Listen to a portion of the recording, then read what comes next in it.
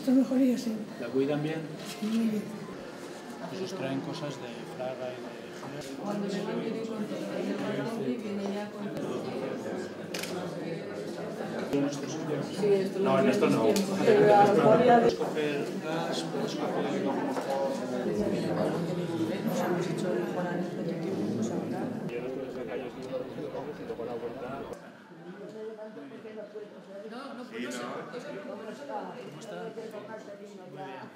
Pero sí que le conoce. El alcalde ya la conoce, anda más allá. Eso, para codos. Esto es simplemente para recuperación.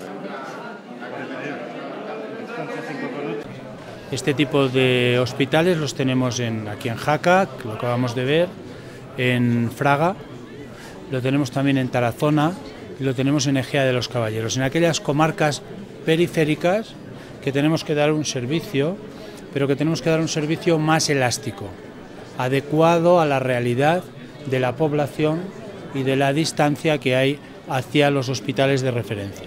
Uno de los objetivos que tenemos en nuestras políticas sociales es que la gente mayor se vea perfectamente atendida y para ese objetivo poder desarrollar estas residencias, unas que tienen carácter privado, otras que tienen carácter público. Esta tiene carácter privado, pero es también una concesión del ayuntamiento. Por tanto, es una fórmula que nos parece muy adecuada